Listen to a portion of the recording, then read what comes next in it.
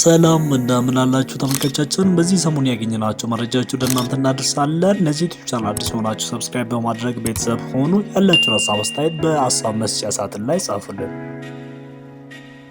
ሳሳለት ከሀገሬ ከወሊሶ ከተማ አስተዳደር እንግዲህ ጥሪ ቀርቦልኝ እየሄድኩኝ ነው። ያለው ነገር አሳያችኋለሁ።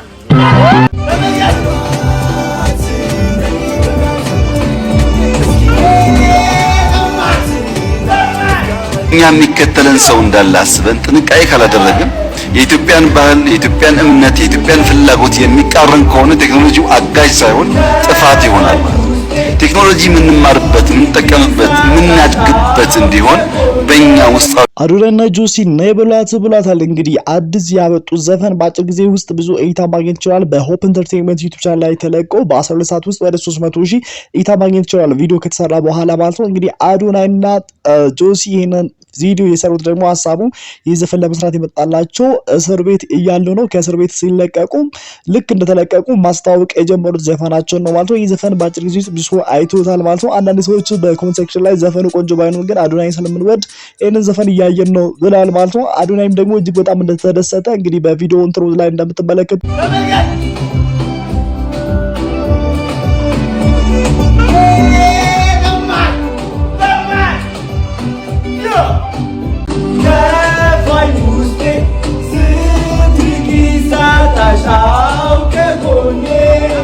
በጣም ደስ ብሎት በቤት ውስጥ ዘፈኑን ከፍቶ ሲያዳምጥ እናያለን ማለት ነው። እጅግ በጣም ደስ ብሎታል። ብዙ ሰዎችም ደግሞ ይሄንን ቪዲዮ በአጭር ጊዜ ማየት ይችላል። ድሮ ቪዲዮ የምታይ ወይም ደግሞ ዩቲዩብ ላይ ብዙ ሙዚቃዎች የሚታዩት እንግዲህ ሙዚቃው በጣም ጥሩ ሲሆንና ሲወደድ ነው። አሁን ግን አዶናይን ስለምንወድ ብቻ ነው ይሄን ቪዲዮ ቆንጆ ባይሆንም ግን እኛ አዶናይ ስለምንወድ ነው የምናየው ብሎ በኮሜንት ሴክሽን ላይ ገብታችሁ ብትመለከቱ በቪዲዮ ስር እነዚህ ኮሜንቶች ወይም ደግሞ ሀሳቦች ተጽፈዋል ማለት ነው። አዶናይ በጣም እንወደዋለን። ምንም ነገር ቢሰራ ቢሳደብ እንኳን እሱ ስለምንወደው የሱ ቪዲዮ እንመለከታለን ወይም ደግሞ እናያለን ሲሉ እንግዲህ እናያቸዋለን ማለት ነው። ይሁን እንጂ ዶክተር አብይ አህመድ ደግሞ በቲክቶከሮች ዙሪያ ያለውን ጉዳይ ግልጽ አድርጎ ተናግሯል ማለት ነው። በንግግራቸው ውስጥም ደግሞ የምንሰራቸው ነገሮች ህፃናትን፣ ሀገራዊ ባህልን፣ ወገን የሚጎዱ ነገር ከሆነ ወይም ደግሞ ቀጥታ ከፈረንጆች የሚመጡትን ነገሮች እኛ ከነሱ ኮፒ አድርገን እዚህ ትውልድ ላይ የምናሰራጭ ከሆነ አሁንም ዋጋ ያስከፍለናል። ስለዚህ የምንሰራው ነገር በጥንቃቄ መስራት አለብን።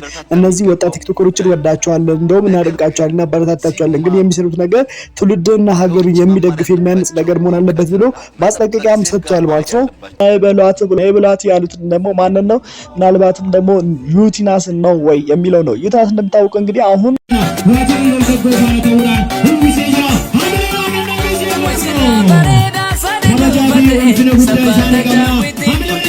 በዚህ ዘመን ከዩጋንዳ ወደ ኢትዮጵያ ተመልሳለች ማለት ነው። ዩጋንዳ 2 አዋርድ ወይም ደግሞ 2 ሽልማቶችን አሸንፋ ወደ አዲስ አበባ ስትመለስም በአየር መንገድ ወይም ደግሞ በኢትዮጵያ ኤርፖርት እንግዲህ የአቀባበል ስነ ስርዓት ተካሂዶላታል ማለት ነው። ይሄ ብቻም ሳይሆን ደግሞ በወሊሶ ከተማ ማለትም ተወልዳ ባደገችበት ከተማ የአቀባበል ስነ ስርዓት በፈረሶች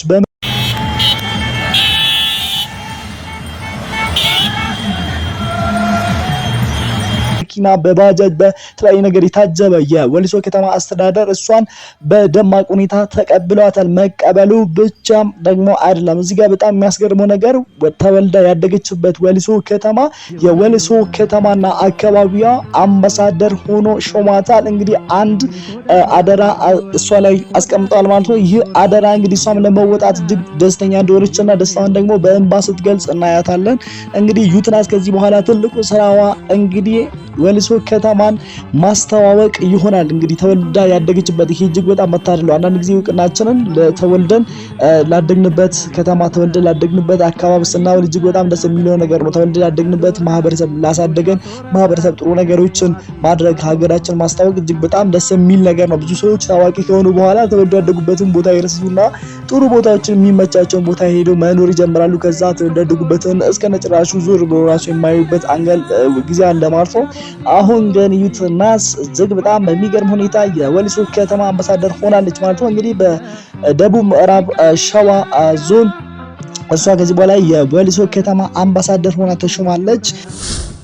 በሌላ ዜናችን ደግሞ ስለ ማስተር አብነት ከበደ ነው። ማስተር አብነት ከበደ እንግዲህ ታማው አሁን ሆስፒታል እንደሚገኝ ብዙዎቻችን እናውቃለን። እዛም ደግሞ ብዙዎች ሄደው እሱን እየጠየቁት ይገኛሉ። እጅግ እዚህ ጋር በጣም ያስገረመኝ ነገር በጣም እኔን ያስደነቀኝ ነገር ምንድነው ማስተር አብነት ታሞ እዛ እያለ እንግዲህ የሃይማኖት አባቶች እየሄዱ እየጠየቁት ነው። በጣም ደስ የሚለው ነገር ደግሞ እዚህ ጋር የሙስሊም አባት ይሄዳሉ። እዚህ ፎቶ ላይ እንደምንመለከተው የሙስሊም ኢማም ነው ምን ሼክ የሚባሉ ይመስለኛል። እነዚህ አንዱ እንደውም በጣም እናውቀዋለን።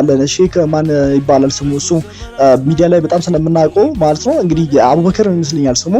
እዛ ተገኝቶ ዱዓይ አድርገውለታል። እንደዛም ደግሞ አንድ አባት የኦርቶዶክስ አባት ይመስለኛልና ቄስ ናቸው። እሳቸውም ደግሞ እዛ ተገኝተው እዛ እንትን ሲሉ እናያቸዋለን። እንደዛም ደግሞ የፕሮቴስታንቱ በጣም የምንወደውና የምናከብረው ፕሮፌት አፖስትል ታምራት እናውቃለን። የሲጂ ቴሌቪዥን ባለራዕይ ማለት ነው። እሱም እዛ ተገኝተው ጸልዩለታል ማለት ነው። ሁሉም የሃይማኖት አባት እንደየሃይማኖታቸው እየተረባረቡለት ይገኛሉ። እጅግ በጣም ደስ የሚለው ነገርና ማስተር አብነትም ደግሞ ወደ ቀድሞ ጤናው ተመልሶ ወጎ ስራውን እንደሚሰራ እንደሚቀጥል እናምናለን፣ ተስፋ እናደርጋለን። ሁላችንም ደግሞ ባለንበት በየሃይማኖታችን ጸልይለት፣ ዱዓይ እናድርግለት፣ ጸሎት እናድርግለት ለማለት እወዳለሁ። እንግዲህ ዩቲናስ አሁን ቀውጥ እያደረገች ነው። እንግዲህ በጣም የሚገርም ነገር ነው። እንግዲህ ለአንድ ቲክቶከር እንደዚህ የአቀባበል ስነ ስርዓት ይካሄዳል የሚለው ነገር ብዙ ሰዎችን ጥያቄ እየፈጠረባቸው ይገኛል። ወሊሶ ከተማ እንግዲህ ድምቅ ብላ ነው እንግዲህ እሷን የተቀበለቻቸው። ደግሞ የባህል ስነ ስርዓቱ በዛ በባህል ስነ ስርዓት ነው እንግዲህ እሷን ተቀብሏት ደግሞ እዛ ጋር ድግስ አይደለም ማለት ነው። እንግዲህ ጋቢ አልብሰዋታል። እንደ ድሮ የኦሮሞ ባህል በጣም ደስ የሚለው አለ አይደል?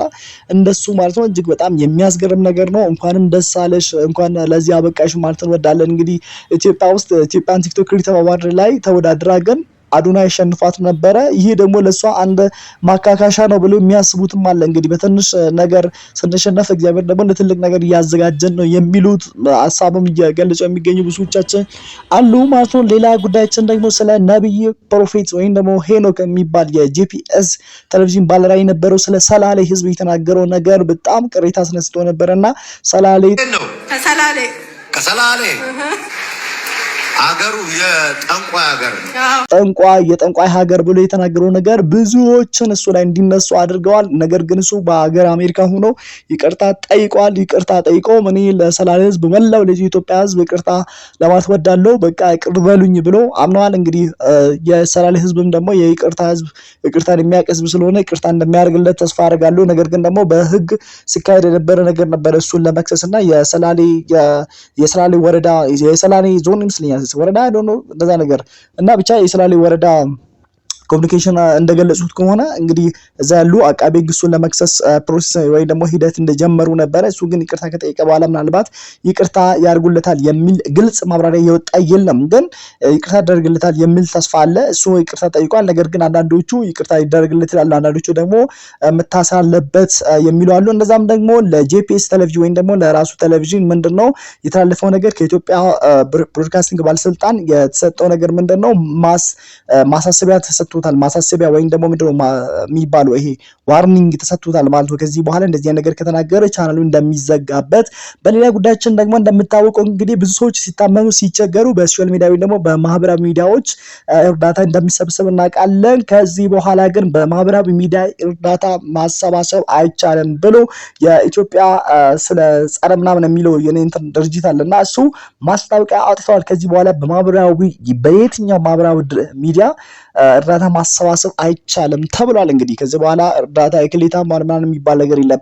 አንዳንድ ጊዜ ይሄ ነገር ጥሩ ነገር አለው፣ ግን አብዛኛው 70% ጥሩ ነገር ነው። ለምን መንግስት እንደከለከለ አላውቅም። ይሄ በዚህ ብዙ የማጭበርበር ስራ ስለተካሄደ ይመስለኛል እንግዲህ ይሄ ነገር ህጉ እየታወጀው ምናልባት ለጊዜ ሊሆን ይችላል እንጂ እንደዚህም ደግሞ የሚቀር አይመስለኝም። ምክንያቱም ብዙ ሰዎች በዚህ በኦንላይን ወይም ደግሞ በማህበራዊ ሚዲያ ብዙ ሰዎች ተደርሶላቸዋል፣ ብዙ የተቸገሩ ሰዎች ታግዘዋል፣ ብዙ የታመሙ ሰዎች የህክምና ገንዘብ አግኝቶ እንዲታከሙ ተደርጓል። ብዙ ሰዎች ከችግራቸው እንዲወጡ ተደርጓልና ይሄ ነገር ለረጅም ጊዜ አይመስለኝም፣ ምናልባት ለጊዜ ሊሆን ይችላል። እንግዲህ አሁን ያለው ነገር ከዚህ በኋላ በማህበራዊ ሚዲያ አሁን እርዳታ ማሰባሰብ እንደማይቻል መንግስት መግለጫ አውጥቷል ማለት ነው። እስካሁን አብራችሁ ስለቆያችሁ እጅግ በጣም አመሰግናለሁ። ለዚህ ዩቲዩብ ቻናል ሰላችሁ ሰብስክራይብ ማድረግ እናትርሱላችኋለሁ። ሰላም ሁኑልኝ።